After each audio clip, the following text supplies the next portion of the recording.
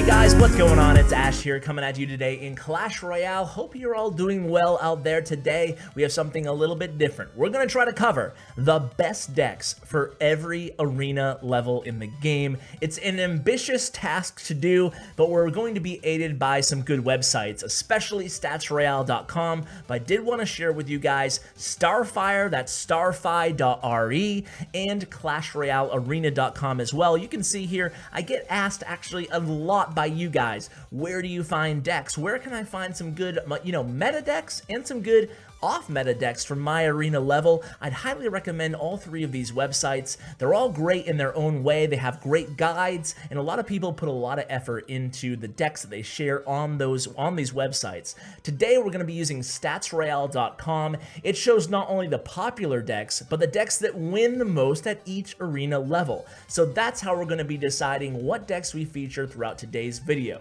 I should also mention that I'm going to include all the decks that we highlight in today's video in the description below, along with timestamps. So we are right into it here. This is Arena 1. We're going to move on to also Arena 2 and then Arena 3. We're not going to be playing gameplay with these decks. There's a lot of similarity, so we're going to go ahead and start out with Arena 4. Again, a lot of there's not a lot of cards in these early level arenas, and you don't spend a lot of time there. So that's why we're going to head right into the #1 deck for Arena 4. And this is going to be a rather aggressive giant Goblin barrel combo deck. So those are your win conditions, a giant and a Goblin barrel. With this deck, it's pretty versatile. You have the arrows, you have fireball. Those are the two spells that you're really going to want to have in almost every deck you're using at Arena 1 through 4. Spells are so important here. And by the way, guys, I am playing grand challenges with all these decks. Of course, my account is maxed out, so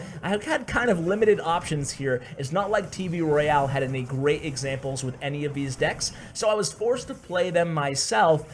I do make mistakes, but we're going to point out those mistakes and talk about why I made them and how you guys can prevent yourselves from making them as well when you're using any of these decks. So this little sequence here is what you're really going to want to pay attention to with this deck, and that's it. I make sure that the opponent's splash defense, in this case the Executioner, I'm sure you're not going to be seeing many of those in Arena 4, I made sure that he locked onto my giant before throwing the Goblin barrel, and I took down my opponent's tower. Now here you're going to see a defensive sequence where I drop my bomber all the way to the left, I drop my Musketeer all the way to the right. Granted, he gets some damage done to my tower, but that's how you want to defend. You want to make sure you space out your units, that way they all won't fall victim to the same fireball or within a lightning range. So here, another aggressive giant. Now this is technically a beatdown deck because it includes the giant, but in my mind, it's a little bit more aggressive than your classic beatdown. Speaking of classic beatdown, we'll move on to a classic witch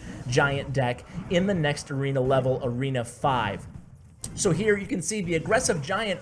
The reason I dropped him was to tank for that Musketeer, and look at all the damage that she was able to do to that King Tower. Only 680 damage left, or HP left on that King Tower. Again, I'm going to triangulate my defenses here. I have the bomber because, hey, I don't have a better answer in my hand at that point. So now I'm going to go ahead and just cycle to my giant. I'm going to drop the giant, and it's going to be go time here. Now you can you can throw your Goblin barrel before you drop your distracting troop, whether it be a giant or a hog rider. If you're playing a Goblin barrel deck, you can drop your troop first, unlike what I did there, and the tower will still lock onto the giant or the hog rider and not onto the goblin spawned by the Goblin barrel. So moving on to Arena 5, the #1 deck here, win percentage based on 735 games, a decent sample size, is going to be the deck at the top here. Now, Arena 5 is, very similar to Arena 4. You're starting to see more Lava Hound, you can see that was the #2 deck. We'll be moving on to that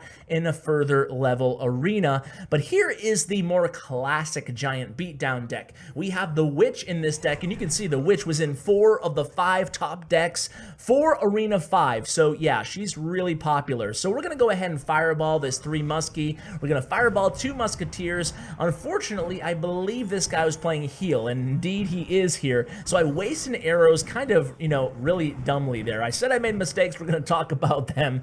So that was a wasted arrows. Essentially, the Musketeers were just healed back right after I used those arrows, so that was a waste of 3 elixir by yours truly. Kind of a panic move, really. So now, because I'm low in elixir, I'm not able to really defend this battle ram appropriately. It does make contact with my tower. However, the Valkyrie is really the secondary tank in this deck, and she has a lot of HP and is normally a pretty solid counter against battle ram. So this deck is more unlike the first deck that we showed in today's video. We're not going to be necessarily playing the giant as aggressively. This deck is more oriented on getting big bad pushes behind your giant. Just be careful, especially with the witch. The witch is a really powerful card, but oftentimes I won't play her behind my tower. Now, I'm going against 3 musketeers here, so I know he probably doesn't have any big heavy direct damage spell. However, what I want to do is make sure I protect my witch. I don't want to give my opponent great value by putting her too close to my crown tower. That's why I started her off a little bit further up towards the river on this map. So my opponent used a bad heal spell, but I used a bad fireball. I should have hit that elixir pump with my fireball, so that's another mistake I made in this match. Sometimes just watching your replays, it's kind of eye-opening to watch all the mistakes that you might not even catch when you're actually playing live. So this time, Musketeer is intercepted by this knight here. I'm just going to play some smart defense. I know he's going to be pretty aggressive, moving on to overtime, or excuse me, double elixir time with the 3 musketeers. So I'm throwing everything I have at the right lane there with the Valkyrie, the Skarmy, and now I'm going to get a nice push going. So this is what this deck is all about. If you're not going to mount a really big push from behind your king tower with your giant, it's going to be all about the counter attack with this deck. And you can see here, I used my bomber, well, I used my witch, excuse me, on defense. I used my Valkyrie on defense. The Valkyrie died, but I was able to combine my witch, bomber, and giant with that giant placed at the bridge, and that was really, really lucrative in terms of me taking the right tower, and I still was able to really protect both of my other towers here. So the bomber, a pretty good counter too to the battle ram. Valkyrie actually ends up stopping them at the end, and you can see we pulled off the victory, and we would have been able to pull off another, to take that left tower, excuse me, had we needed to towards the end there. So again, not picture perfect, but you can get an idea of how you're playing that deck versus the first giant Goblin Barrel deck that we shared for Arena 5. Now, Arena 6 is where the Lava Loon comes into play, my friends. So Lava Loon is the top 2 decks. We're going to show one Lava Loon replay because Lava Loon is really everywhere, moving up from Arena 6 all the way to Arena 11, all the way to the top of the leaderboard here. So we're going to start with a Lava Loon replay right now. Lava Loon, very strong. This is a very strong opening hand that I have here. Now, some players definitely would go ahead and start with the Lava Hound as their very first play. I like to start with the Tombstone, but it's really personal preference here. So I'm going against a very aggressive player. So I don't want to go ahead and play my Lava Hound right away. I had a Witch coming at me, I had a Goblin gang coming at me, and that's okay. With a Lava Hound deck, similar to a Golem deck, which we're going to cover in a few minutes now, you're okay with taking some damage, but you don't want to lose a whole tower that early on. So it's really kind of a game of getting a feel for how much damage you can take and when you can take that damage. For example, this knight's going to get a few swings on me. That's okay. I knew he was going to reach my tower when I dropped the Lava Hound, but here I'm actually at an elixir advantage in this matchup. I know I'm going to take his left tower here or come awfully close to taking it behind this Lava Hound. So here's my first Lava Loon push, and you can see he really didn't have enough elixir to defend this appropriately. He did have that E-Wiz, unfortunately, right out of fireball range, but I know that my pups are going to kill or finish off the witch there with the help of the exploding balloon damage. So now he comes at me with an E-Wiz and Inferno Dragon. That's pretty easy to stop with this deck because I have Tombstone and I have Skarmy and I have Minions. So despite the rage there, he's not going to get that Inferno Dragon to my tower. So now we're sitting really pretty in this match. Again, with a Lava Loon deck, you want to remain aggressive, but you have to make sure that you're able to mitigate or at least defend some of your opponent's early pushes. It's okay to lose use a tower, but you know, you don't want to, you just got to be smart about it basically, you know? So Lava Loon is obviously the main offensive push with this deck. Lava Hound and Balloon, and then probably Fireball cast after that, depending on how they defend. But of course, you don't want to overcommit on offense. So here comes the Lava Hound in the right. Meanwhile, I just use a great value Fireball over there in the left, and I save those arrows. I could have gotten those 2 Spirit Goblins too. Bad arrow aim by me. So here comes another E-Wiz to stop my Balloon. I'm going to drop a Skarmy a little bit late on the Skarmy there, or I could have probably distracted that Inferno Dragon as well. Of course, the Inferno Dragon does kill the Lava Hound, but look at all this damage I'm going to get with the balloons, the pups, and the minions played at the bridge. I do, I was going to say I do stop his knight. In fact, I don't stop his knight, but I have my arrows ready for that Goblin Barrel. Now, with this deck, it's important to identify what kind of deck your opponent is playing and make sure you hold your best counter to that in your hand and don't waste it unnecessarily. For example, I'm never using my arrows with my balloon pushes, with my Lava Hound pushes, unless I absolutely have to. If they dropped a Minion Horde, sure, I would use my predictive arrows.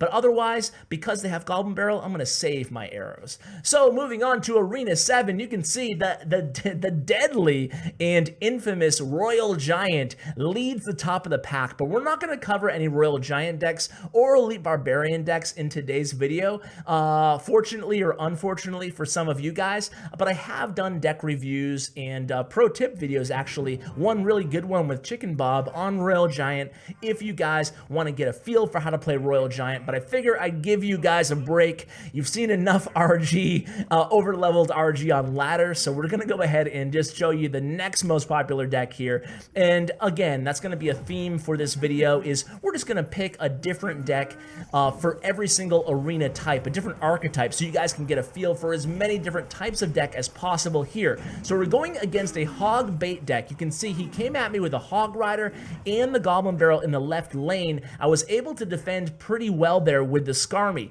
Now the thing about this deck is it's a Golem balloon deck, not Lava Loon. So this is a deck, even more than the deck that we just showed, that you have to be okay with taking damage if you want to pull out a victory with this deck. So I don't want to overcommit early on with this deck. I don't want to drop a Golem, ideally in the first minute or two, unless I have a good Elixir lead, like right now. You saw on that last offensive sequence by me, I dropped that, the balloon there in the right, and I did not use that lightning spell because it would be foolish to use the balloon unless I could get really good value, the lightning with the balloon, unless I could get really good value. So my opponent thinks the match is over. He says GG right now, or she says GG. Carla, I guess, is a female, but you know what? I'm gonna pull off a victory here. He uses she uses a rocket here, misses one of my minions, and I know that they don't have any great answer to my minion right there. I'm able to take down the right tower. Now I make a mistake in this match, and that's using the archers right there. I didn't need the archers in there. I'm not going to take his king tower, so that's something that you guys want to be aware of too. I said I'm going to review all my mistakes and point them out to you guys, so we better do so there, right? That was a waste of 3 elixir. You can see I didn't get really any damage done to the king tower anyway.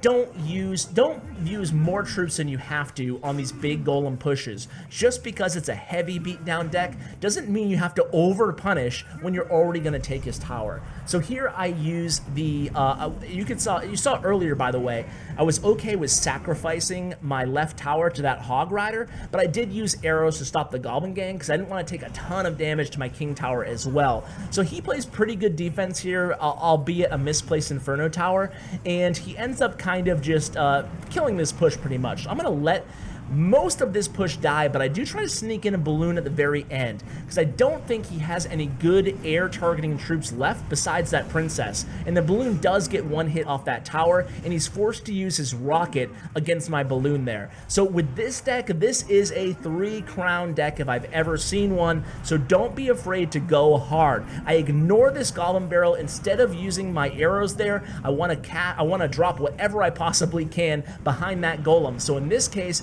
I dropped archers. He did a good job defensively, she did a good job defensively stopping those archers. So again, I'm back on my heels playing some defense here. Now this deck is so powerful, guys. This is a huge 3-crown deck. I'm telling you, I mean, this deck was actually very popular at the top of ladder quite a while ago, only using Rage as well. So if you want to try something new and crazy, you can try this deck with Rage, and man, it can be really powerful if you drop that good Rage spell. So this time I know I have him dead to rights. He drops his Inferno Tower. I have my Lightning ready. I'm gonna go ahead and Lightning this Inferno Tower a little bit late, just didn't have the Elixir for it, and that balloon gets one last hit off that tower. Now it's down to 92 HP, and the opponent says, oops, I think they know I might have them now at this point. That was a good log by the opponent there, taking out a lot of my troops, but I used that Minion Horde instead of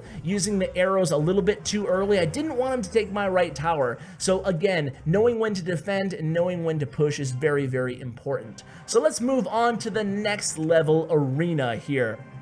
This is Arena 8, and again, Lava Ram is the #1 deck here as far as popularity goes, but we're actually going to go ahead and use this Hog deck. The Hog deck is actually the 6th highest win rate at Arena 8, but I love Hog decks, and I wanted to show you guys one of these Hog decks anyway, so we're going to cover a Hog deck specifically for Arena 8. Now, this is kind of a hybrid Hog deck, if you will, because it's not a cycle deck necessarily.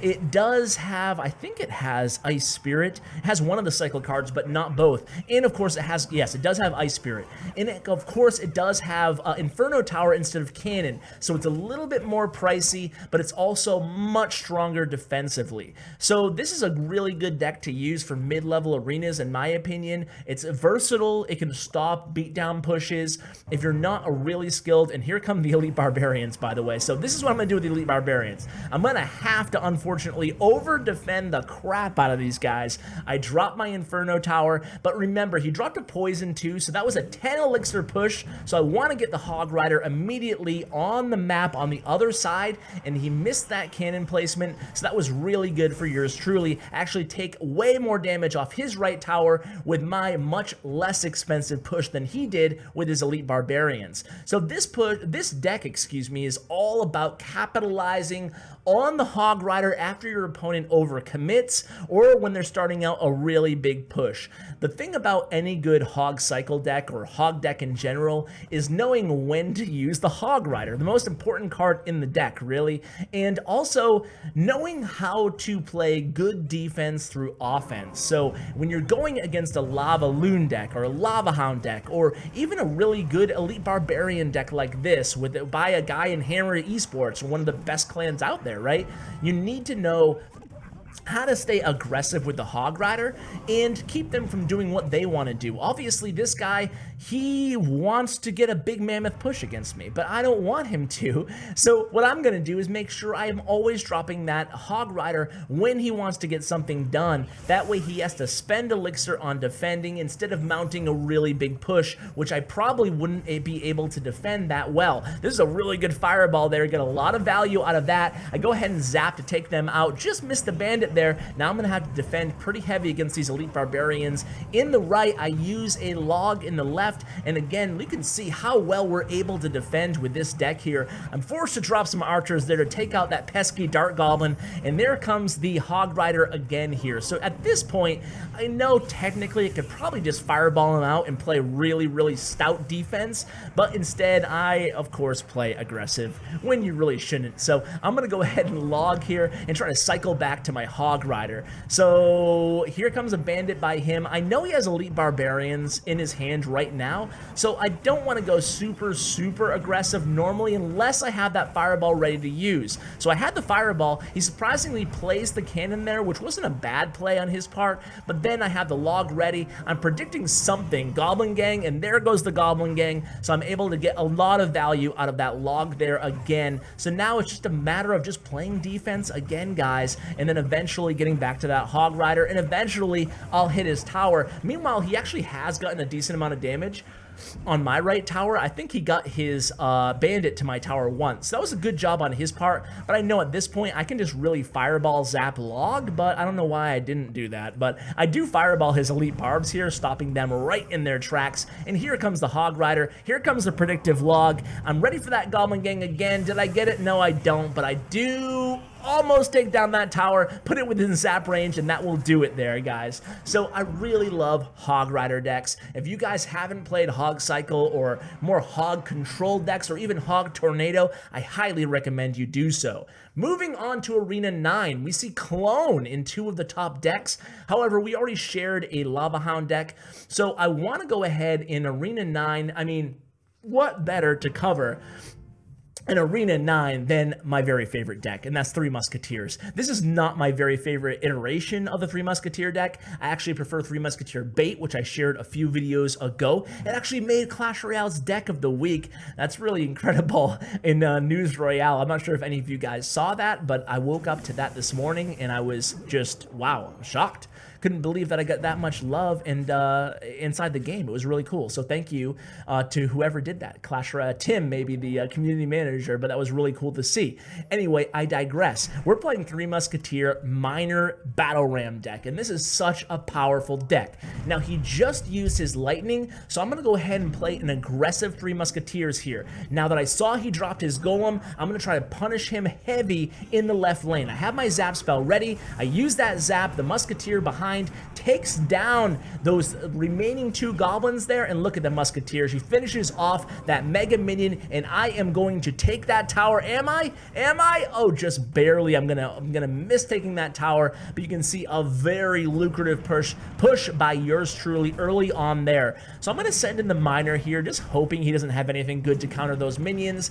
Maybe I should have played the Miner to the left there. That way he could have, of course, in hindsight, easy to say that, right? That way he could have distracted that baby dragon, but the opponent does a pretty good counter there, although I do get a little bit of chip damage again with that Miner. So now I'm just going to pump up really anything before, look at these skeletons there, by the way. Pull this baby dragon away from my right tower, way over to the left tower, and then no hits off that baby dragon. That's how you counter a half-life baby dragon with skeletons, guys. So he uses an ill-advised lightning again. Normally, I don't play 3 Musketeers this often in single elixir time, but he's using his lightning against my pump, so I'm going to go ahead and punish him. You can see I'm spamming the Battle Ram right now because I want to get Battle Ram on. This is going to be a really big push. The reason I played my 3 Musketeers all in the right lane there is because he just uses lightning. I know it's going to be a real pain in the butt to have to cycle back to that in time. Of course, he doesn't, and look it. I'm able to take down his right tower as well with that push. That's all because he used his lightning instead of saving it for my 3 Musketeers.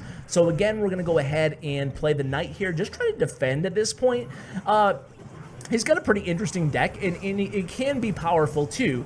And he doesn't look like an awful player by any stretch of the imagination, so we don't want to kind of rest on our laurels here. We want to make sure that we still play aggressive. Even though he has lightning in hand, we want to play the 3 Musketeers, force him to use the lightning there, and then take down that left tower. He says well played. We give him the thumbs up. I think we've got this one, guys, with only 10 seconds left. If you guys want a more in-depth review for 3 Musketeer decks, I'll include one in the description below. Again, guys, 3 Musketeers is my favorite win condition in the game. It's very popular, and there's a reason for that. It's a really good card, and it's a really good time for 3 Musketeers in the meta right now. So let's move on to Arena 10. We are getting there, guys. In Arena 10, you can see more Lava Hound Miner, more 3 Musketeers, but we're going to talk about Bait because we haven't played any Bait decks so far, and Bait is another really fun deck to play. So we're going against Peace Frog here. He's actually an OG from Clash of Clans as well. I recognize that name. Hard not to recognize with all those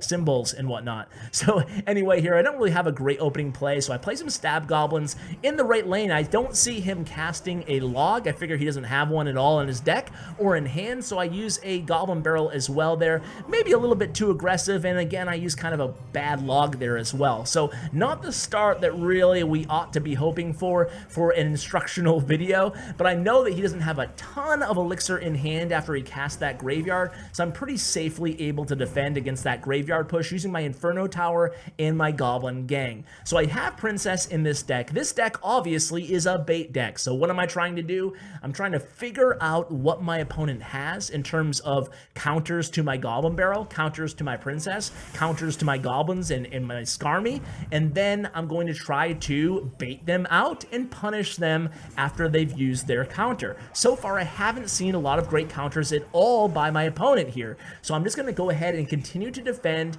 and just kind of poke and prod with these Goblin Barrels on that right tower from time to time. There's the log. He smartly held his log for the Goblin Barrel, but when you cast your first Goblin Barrel, Goblin Barrel, it's always important to switch up the locations of the Goblin Barrel, but of course it becomes a mind game. Can he predict where you're going to go next? Me personally, I always like to start out with my first Goblin Barrel right smack dab in the center, just to kind of feel him out, trying to make him think that I am always going to throw it there. And by the way, good value rocket there. I know at this point in the match that I'm going to have to get a value rocket, maybe one, maybe two, to really pull off this victory. I mean, I guess I don't have to. At this point, I haven't taken much damage, but I have to be aware that I need to do damage to him as well, and he seems to be holding that log for my Goblin Barrel. I used the Goblin Barrel there again just to kind of bait out his log. I used it in the same location there. I maybe could have used that Goblin Barrel, excuse me, a little bit behind that crown tower, but he held that log pretty long, so I think he would have been able to anticipate the juke Goblin Barrel. So here comes another Inferno Tower. I'm placing that Inferno Tower very, very high.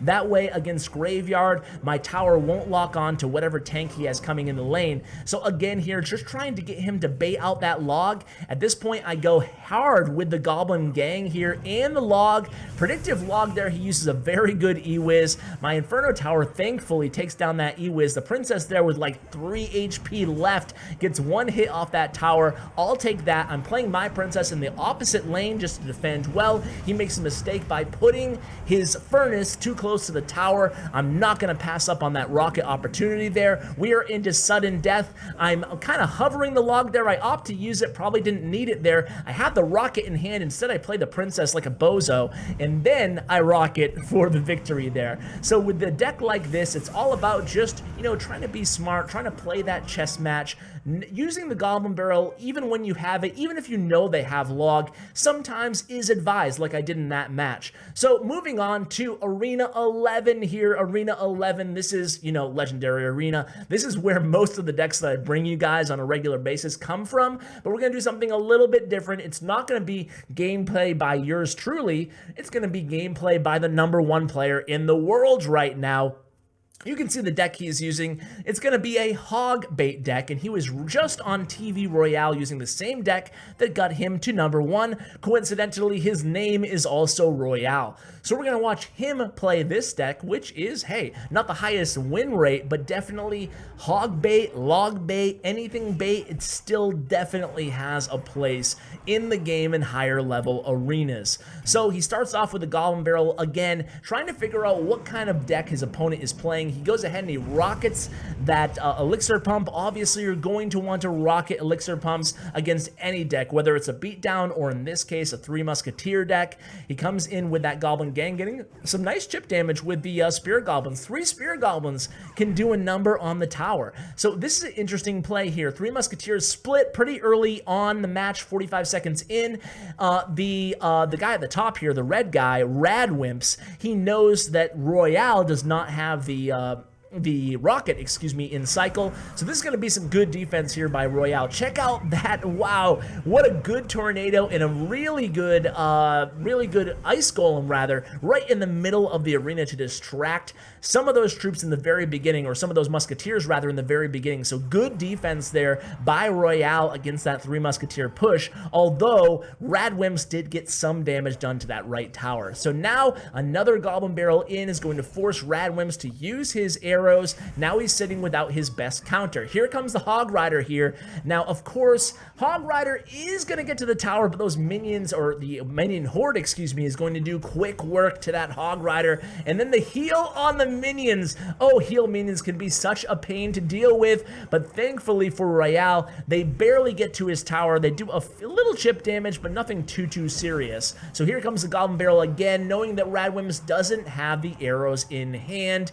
He connects to the tower, getting more damage in. And look at that Princess. Princess actually hits the King Tower as well there. Here comes the Goblin Gang to take down that battle ram before it makes contact with the tower. And here comes a Hog Rider again. That's going to actually buy that Princess time to get 2 hits onto those 2 Musketeers, and another Princess just resetting things defensively here in front of that King Tower. So Royale actually into the leader position here in this match, and here it comes. He knows he used arrows on that previous sequence, so again, there's the Goblin Barrel. A really aggressive push coming here in the right, but Tornado's such a strong card right now.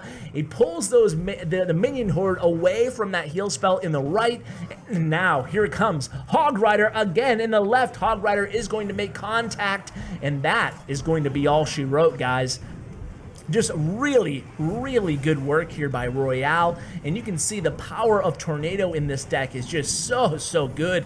And wow, this is why I don't watch a lot of TV Royale matches, but some of these matches can really teach you how to perfectly use a deck just in one replay. So that's why, you know, it's good from time to time to keep an eye on TV Royale for your arena level, just, you know, to see what those good guys in your arena actually are playing, or those top guys in Arena 11 at least. So guys, I hope you enjoyed this a little bit longer episode covering decks of all arena levels.